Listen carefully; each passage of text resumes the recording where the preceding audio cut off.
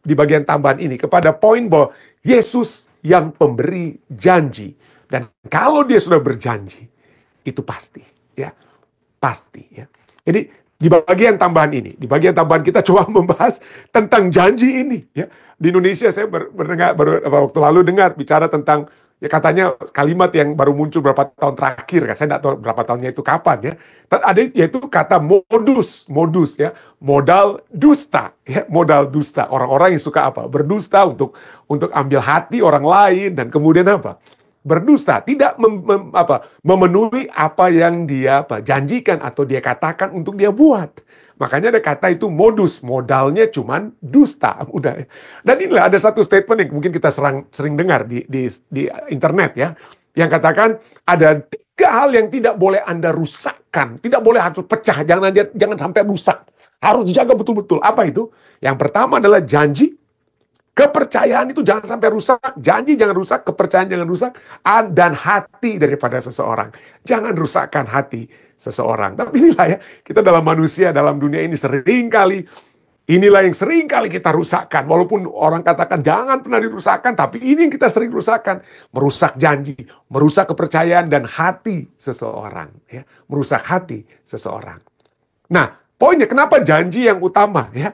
Kenapa janji? Kenapa bukan kepercayaan yang utama disebutkan di sini, ya? Karena mungkin janji itulah yang penting, ya, paling lebih penting, Bu, daripada kepercayaan. Apa maksudnya janji itu lebih penting daripada kepercayaan?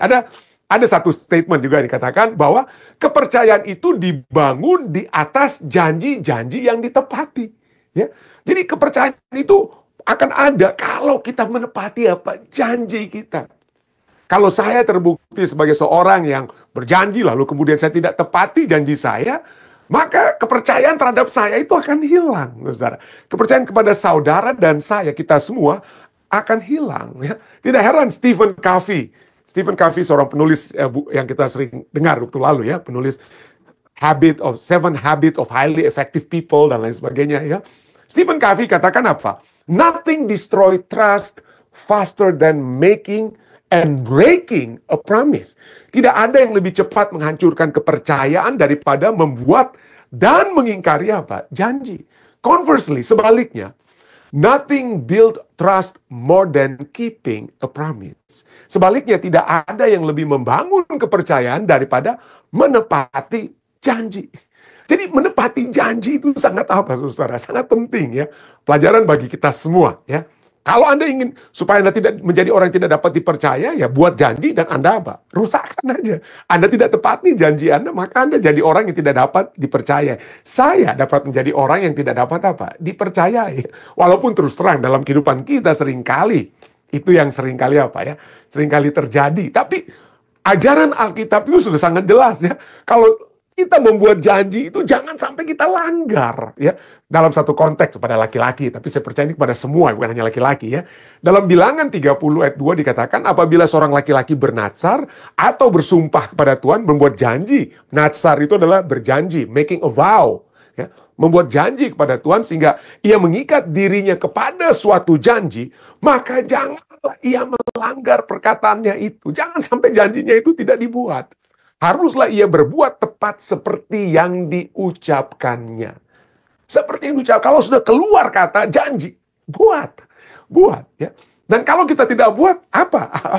Apa yang dikatakan Alkitab kalau kita melanggar janji kita? Well, Alkitab misalnya dalam Pengkhotbah 5 ayat 4 dan 5 katakan, lebih baik engkau tidak bernadzar, artinya tidak berbuat janji. Jangan buat janji daripada bernadzar tetapi tidak menepatinya. Jadi kalau kita, saudara dan saya tidak bisa menepati janji kita, lebih baik kita jangan apa? Jangan buat janji, ya. Janganlah mulutmu membawa engkau ke dalam dosa. Ke dalam dosa. Jadi, tapi inilah yang mungkin susahnya kita, ya, orang timur, ya. Seringkali kita buat janji hanya supaya menyenangkan hati orang lain, lah, tapi ujung-ujungnya ya kita tidak apa? Kita tidak berencana untuk menepati janji tersebut. Mungkin kita cuman ada hal-hal yang besar, tapi seperti janji pernikahan. Tapi ada juga yang kecil-kecilan yang sering kali kita buat. Misalnya saya bilang, pendeta boleh nggak sebentar malam datang, ya, ada acara anak saya, ya.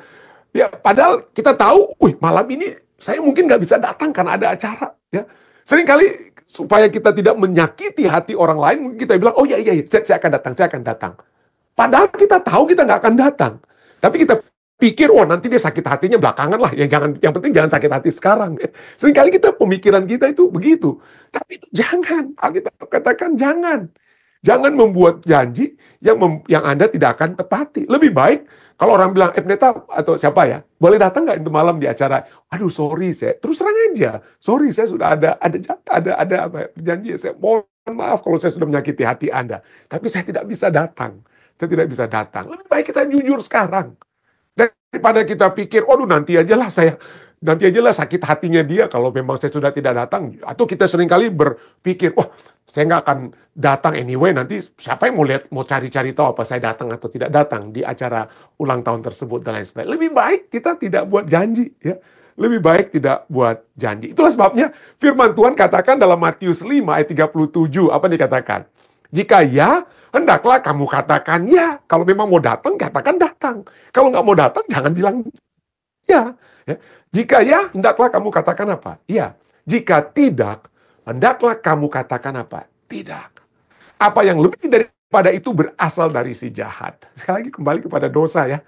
Kembali kepada dosa. Jadi ini pelajaran buat kita semua. Ya, pelajaran buat kita semua. Kita pikir, aduh, daripada orangnya sakit hati nanti sekarang pada saat saya bertemu, atau kita jangan sampai orangnya kehilangan muka. Kalau saya katakan, oh sorry saya nggak bisa datang, nanti lalu kita berdusta. Ya, tapi mungkin lebih bagus kita apa? Jangan pikir-pikir ya. Tapi itulah adat kita di timur ya. Seringkali jangan buat orang kehilangan muka di hadapan kita. Tapi lebih baik kita berkata apa? Lebih baik kita, kalau ya kita bilang ya, kalau tidak kita bilang apa ya? Kita bilang tidak. Kalau kita bisa, kita buat. Kalaupun misalnya ada keraguan, ya bilang aja, nanti kita coba lihat. Nanti saya coba usahakan. Saya ada sesuatu yang saya harus buat. Tapi kalau saya masih bisa sempat, saya akan apa? Saya akan datang. Jadi kalau ya. Kalau tidak. Kalau di antara ya dan tidak yang kata lain, ya kita bilang nanti kita lihat yang kita bisa buat. Tapi jujur kita bilang ini yang akan apa? Ini akan kita lakukan terlebih dahulu karena saya sudah berjanji dengan orang lain terlebih dahulu untuk acara ini pada malam hari ini. Jadi itulah ya. Jadi manusia saja dilarang oleh Tuhan untuk apa? Buat janji yang tidak apa? Ditepati. Tuhan larang hal tersebut. Jadi kalau Tuhan sendiri bagaimana? Nah, kalau dia yang dia suruh manusia untuk buat, lalu dia sendiri ada pengecualian untuk Tuhan, wah itu bukan Tuhan yang memiliki karakter yang baik tentunya ya. Masa dia bilang kita harus buat sedangkan dia sendiri tidak buat? Nah, itu nggak betul. Itu perlakuan atau tindakan diktator yang biasanya bikin begitu. Tapi Allah kita bukan Allah yang demikian. Di dalam Alkitab, menurut satu estimasi ya, salah satu estimasi atau ada yang orang coba untuk menghitung ya, menyatakan bahwa Alkitab itu berisi 8.810 janji Allah. Ada 8.810 janji Allah, dengan 7.487 di antaranya itu dibuat oleh Allah kepada umat manusia. Jadi Allah membuat begitu banyak janji. Ya, janji begitu banyak, 7.487 menurut satu estimasi. Ada yang katakan bahkan sampai 30-an ribu, itu tergantung dari sumbernya. Tapi ini yang paling konservatif lah. Yang paling konservatif, ya ayat-ayat yang bisa dilihat sebagai janji Allah, adalah untuk manusia ada 7.487. Ya. Dan janji yang pertama ya, kita lihat itu sudah Allah buat, nanti kita akan lihat, dan janji terakhir ya. Tapi setiap janji Allah itu dari yang pertama, maksud saya, dari yang pertama sampai yang terakhir itu selalu Allah penuhi. Selalu Allah penuhi. Kenapa? Karena inilah apa yang dikatakan dalam Bilangan 2 ayat 19. Bilangan 2 ayat 19 katakan, Allah bukanlah manusia sehingga ia berdusta. Manusia bisa aja Pak, berdusta. Manusia seperti umat Israel di padang gurun. Waduh, pada saat diberikan janji Tuhan akan memberikan firman-Nya, oh mereka katakan kami. Ya, perjanjian Allah diberikan kepada mereka dalam Keluaran 19, kami akan menuruti segala kehendak Tuhan. Musa pergi aja naik ke atas gunung untuk apa? Untuk ambil 10 hukum Tuhan atau 10 perintah Tuhan. Wah, mereka langsung apa ya? Mereka langsung membuat patung lembu dari emas dan menyembah emas dan lain patung tersebut. Jadi manusia janjinya itu apa? Enggak betul. Tapi tidak demikian Allah. Allah bukanlah manusia sehingga ia berdusta. Bukan anak manusia sehingga ia menyesal. Masakan ia berfirman, masakan Allah berjanji dan tidak melakukannya, atau berbicara dan tidak menepatinya. Bilangan 2 ayat 19. Jadi Allah akan selalu menepatinya. Pada saat dia katakan dalam Kejadian 3 ayat 15, aku akan mengadakan permusuhan antara engkau dan perempuan ini, kepada ular ya. antara keturunanmu dan keturunannya akan meremukkan kepalamu dan engkau akan meremukkan tumitnya, itu sudah terbukti ya. Bagaimana setan coba untuk apa? Mencoba membinasakan Yesus, tapi Yesus apa? Bangkit dari kematian ya. Tapi kejahatan dan dosa akan apa? Diremukkan. Ini dari janji yang pertama ini kita sudah melihat kepenuhan daripada janji tersebut. Dan tahukah Anda apa janji janji Allah yang terakhir dalam Alkitab? Janji Allah yang terakhir dalam Alkitab terdapat dalam Wahyu 22 ayat 20. Janji tentang apa? Inilah janji yang utama, yang jadi janji yang kita pelajari pada malam hari ini. Dalam Wahyu 22 ayat 20 katakan, Ia yang memberi kesaksian tentang semuanya ini berfirman, "Ya, aku datang segera. Aku datang segera." Amin. Datanglah Tuhan Yesus. Datanglah Tuhan Yesus. Dan inilah satu kerinduan umat manusia yang percaya kepada Tuhan, yang percaya, mengetahui dengan yakin bahwa Allah tidak pernah berdusta. Ya, Allah yang berjanji, Dia pasti akan menepati janjinya. Kita sudah pernah pelajari bagaimana Allah memberikan janji kepada Abraham. Abraham, keturunanmu akan banyak ya. Keturunanmu akan banyak, kamu akan menjadi bapa segala bangsa dan lain sebagainya. Dan untuk menunjukkan Allah yang akan setia menepati janjinya, biasanya kita sudah pernah pelajari itu dari Kejadian pasal 15 ya, kita pernah pelajari waktu lalu. Bagaimana Allah sendiri memerintahkan Abraham untuk memotong binatang itu jadi 2 bagian. Kenapa? Karena di zaman dahulu, ingat pelajaran kita waktu lalu, pada saat binatang dipotong 2, maka bangsa ataupun raja yang dikalahkan itu atau yang berada di bawah itu harus berjalan di antara potongan binatang yang sudah dibelah 2 untuk menandakan apa? Kalau kamu tidak menepati janji bagianmu, janji yang kamu akan janjikan, maka nasibmu akan berada di mana? Di antara seperti potongan binatang-binatang yang dibelah 2 ini. Tapi apa yang kita sudah pernah pelajari itu lalu? Ingat, pada akhirnya siapa yang berjalan di antara potongan-potongan binatang tersebut? Binatang yang sudah dibelah-belah 2 tersebut. Bukan Abraham, tapi Allah sendiri. Allah sendiri yang katakan, Abraham, kalau aku tidak menepati janjiku, maka nasibku dengan kata lain, nasibku sama seperti potongan-potongan binatang ini. Jadi begitulah hebatnya Allah yang berani ya. Dengan kata Dia ingin memberikan jaminan tentang apa? Dia ingin memberikan jaminan tentang setiap janji yang Dia ucapkan. Dia pasti akan penuhi. Kalau Dia katakan, aku datang segera, aku akan datang segera, Dia akan apa? Dia akan datang. Itulah sebabnya Yesus berkata kepada murid-muridnya dalam Yohanes 14 ayat 3, apabila aku telah pergi ke situ dan telah menyediakan tempat bagimu, aku akan datang kembali dan membawa kamu ke tempatku, supaya di tempat di mana aku berada, kamu pun berada. Ya. Inilah satu kerinduan kita ya. Kerinduan kita tentang surga itu bukan nanti kita akan berjalan di atas jalan yang terbuat dari emas, berlian dan lain sebagainya. Tempat-tempat yang indah, yang tidak kita miliki, istana-istana yang megah yang tidak kita miliki dalam dunia, bukan itu. Ya, yang utama, yang seharusnya menjadi motivasi kita untuk berada dalam kerajaan surga. Yang menjadi motivasi kita dalam kerajaan surga bukan akan memiliki berlian, istana, dan lain sebagainya. Tetapi tempat di mana Allah berada, di situ kita berada. Persekutuan dengan Allah.